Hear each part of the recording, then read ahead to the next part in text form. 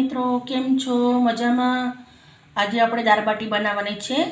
દાળ બનાવવા માટે મેં અડધી વાટકી અડદની દાળ લીધી છે, અડધી વાટકી ચણાની દાળ લીધી છે અને હું ધોઈ અને બાફી દઈશ. બાટી બનાવવા માટે ઘઉંનો લોટ લીધો છે, 500 ગ્રામ એટલો લોટ છે. નોર્મલ આપણે રોટલી બનાવતા એ જ લોટ છે. અને 2 ચમચી એટલી સોજી નાખું છું અંદર. સ્વાદ પ્રમાણે મીઠું નાખવાનું છે. અડધી ચમચી હળદર, 1 ચમચી અજમો નાખવાનો છે. હાથથી મસળીને નાખ્યો છે. અડધો ચમચી સાજીના ફૂલ નાખું છું, જેથી કરીને આપણી બાટી સરસ ફાટી જાય, ઓછી થાય. મોણ માટે તેલ નાખું છું. આપણે ભાખરીનો લોટ કઠણ બાંધીએ ને એવી રીતના લોટ બાંધવાનો છે. મિત્રો, તમે જોઈ શકો છો આવી રીતના મુઠ્ઠી પડતું તેલ નાખવાનું છે. આપણે આવી રીતના લોટ સરસ મજાનો મેં મિક્સ કરી લીધો છે. હવે આપણે પાણી રેડીશું. પાણી રેડું છું, થોડું થોડું રેડીને લોટ બાંધું છું.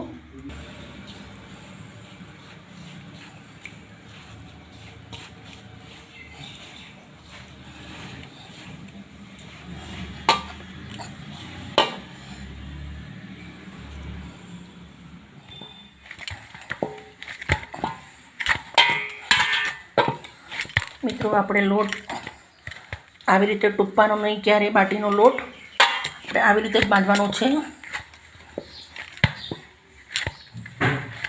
બહુ સરસ મજાનો લોટ બંધાઈ ગયો છે. હવે બાંધેલા લોટને આપણે 10 મિનિટ રેસ્ટ આપશું. પછી આપણે આની બાટી બનાવીશું. ટાંકી દેશું. તમે જોઈ શકો છો બાટીનો લોટ સરસ મજાનો આપણો રેડી થઈ ગયો છે. હાથથી થોડો મસાઈ દઈશું.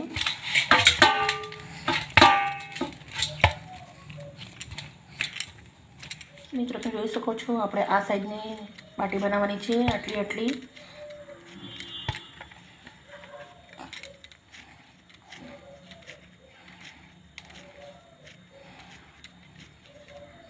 સરસ મજાની ગોળ બનાવી દેવાની. આવી રીતે આપણે ગોળ બનાવી દેવાની છે. બધી જ હું આવી રીતે બનાવી દઈશ ગોળ. મિત્રો, હું બાટી ગોળ બનાવું છું એટલામાં આપણે તવી મૂકી દીધી છે. તવીના ઉપર આવી રીતે એક ચાયણો મૂકું છું, કેમ કે આપણે ચાયણામાં બાટી બનાવીશું આજે. બધાના ઘરે કુકર નથી હોતા એટલે આપણે ચાયણામાં બનાવીશું બાટી. એકદમ સરસ બની જાય છે. એના અંદર ચાયણા મેં તપ્પા મૂકી દીધો છે, ગેસ ચાલુ કરી દીધો છે. મિત્રો, તમે જોઈ શકો છો મેં બધી જ બાટી ગોળ બનાવી ગુલ્લા, અને પછી આવી રીતના કાણા પાડી દીધા છે. મેં આવી રીતના આવું કર્યું છે, જેથી કરીને બાટી આપણી સરસ મજાની જલ્દી ચડી જાય.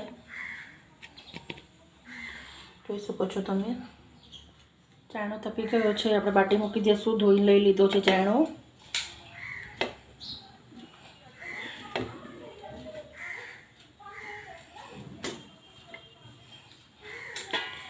તમે કુકરમાં બાટી બનાવો એના કરતાં આમાં બહુ સરસ બને છે ને જલ્દી બની જાય છે.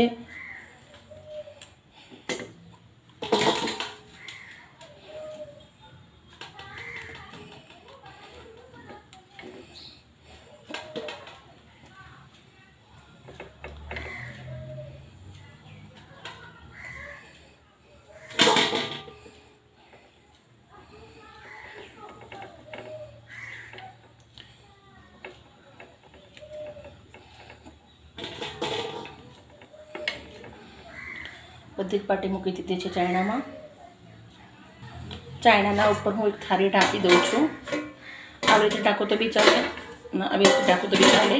ચાયણા ખાતે મોટી થાળી લેવાની, ઢાંકી દેવાની અને થોડી વાર એ ફેરવવાની. બતાવું તમને હું. મિત્રો, થાળી ઢાંકીને 5 મિનિટ થઈ ગયું હતું. હવે આપણે થાળી લઈને ચેક કરીશું.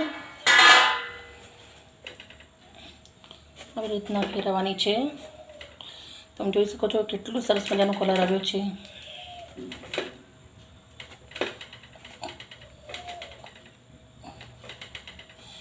મિત્રો, તમને ભરાઈ જાવ એવું લાગે તો તમારે ચીપિયાથી ફેરવવાની.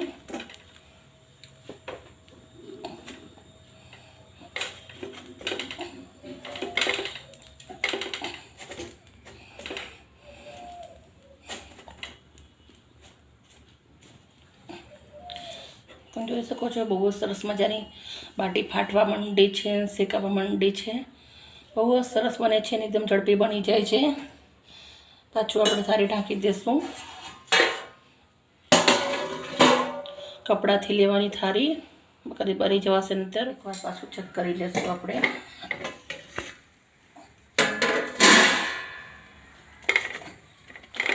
સરસ શેકાઈ ગઈ છે. તપેલીમાં કાઢું છું, શેકાઈ લઈશ.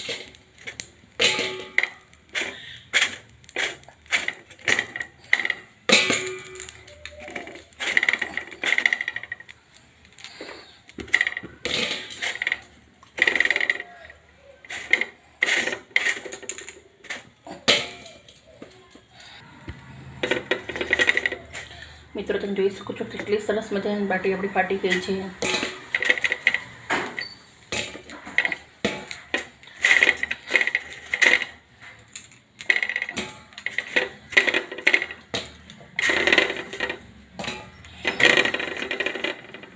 મિત્રો તમે જોઈ શકો છો બહુ જ સરસ મજાની બાટી બની ગઈ છે. મેં આવી રીતે તપેલીની અંદર કાઢી લીધી છે.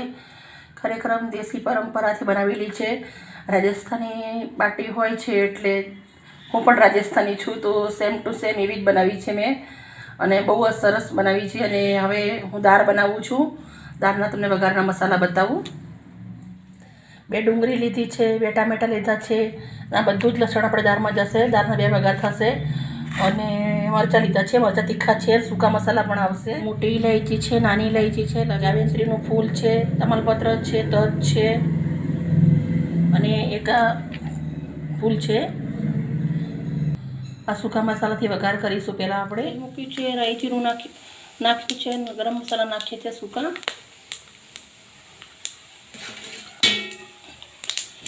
કાજુ મસાલા પણ નાખીશું. ડુંગળી નાખીશું. સરસ ફ્રાય થઈ જવા દેશું એને. મિત્રો સરસ મજાની ડુંગળી શેકાઈ રહી છે. જાવેત્રી અને ઇલાયચી બધું નાખ્યું છે વઘારના અંદર એટલે સુગંધ પણ બહુ સરસ આવે છે આની. ગેસનો તાપ એકદમ ધીમો રાખીને શેકવાની છે આપણે. બાટી માટે દાળ એકદમ સારી હોવી જોઈએ, ટેસ્ટી, તો બાટી સારી લાગે છે. એના માટે આપણે એકદમ ડુંગળી ધીમા તાપે શેકીશું.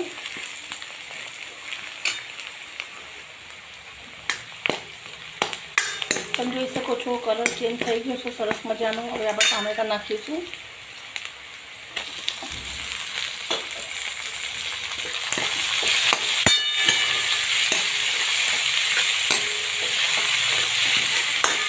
આને પણ સરસ શેકી લેશું.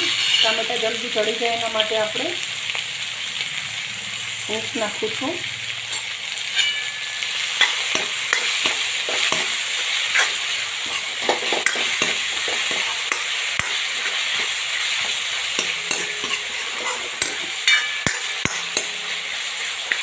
ધીમા તાપે શેકાવા દેશું આને. મિત્રો ટામેટાં પણ આપણા ગળી ગયા છે, બહુ સરસ શેકાઈ ગયું છે. મસાલા કરીશું આપણે. મેં વઘારમાં એક નથી નાખી, હવે નાખું છું હું. અને પણ મિક્સ કરી લઈશું પહેલાં.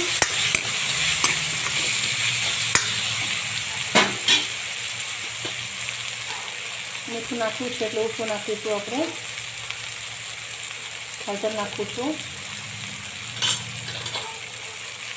2 મોટી ચમચી એટલું મરચું નાખું છું. ધાણા જીરું નાખું છું, મોટી ચમચી એટલું. મિક્સ કરી દઈશું.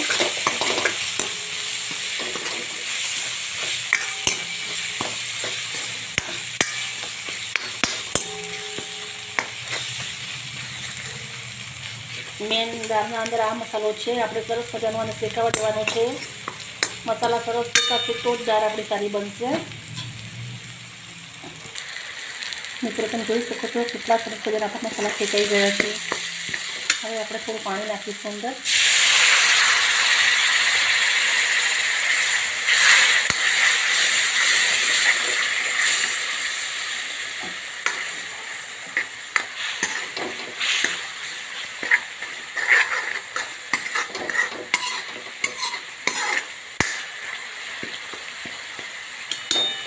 કોળવા દઈશું થોડા, પછી આપણે દાળ નાખીશું.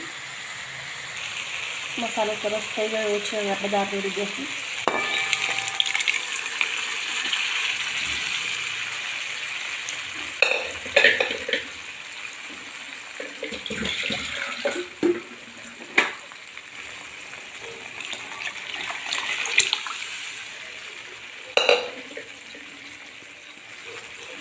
મિક્સ કરી લઈશું સરસ મજાને.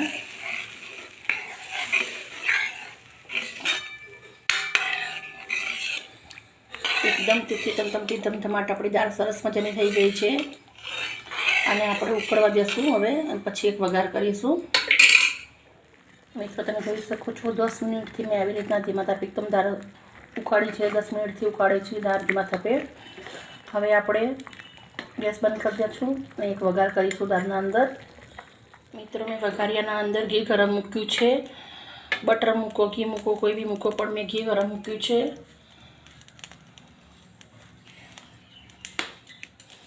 સૂકા મરચાં નાખું છું 2, લસણ નાખું છું. વઘાર કરવાથી દાળ બહુ જ સરસ ટેસ્ટી મળી જશે. એકદમ રાજસ્થાની દાળ બાટી તૈયાર થઈ ગઈ છે આપણી. આ દાળ મારી મમ્મી પણ બહુ જ સરસ મજાની બનાવે છે, અને મમ્મી પણ આવી રીતના ઉપરથી વઘાર કરે છે એક બીજો, એટલે મેં પણ એવું કર્યું છે. બહુ ટેસ્ટી બને છે આ દાળ. બંધ કરી દેશો. વઘાર તૈયાર થઈ ગયો છે. બતાવું છું.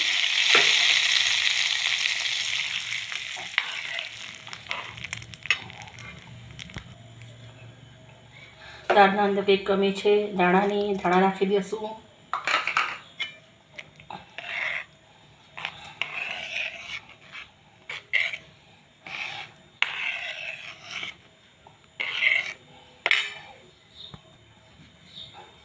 મિત્રો મેં ઘરનું દેશી ઘી લઈ લીધું છે. હવે આપણે બાટી નાખીશું અંદર. દાળ બાટી બનાવવા મહેનત બહુ કરી છે, તો ઘી પણ જોઈએ બાટી જોડે.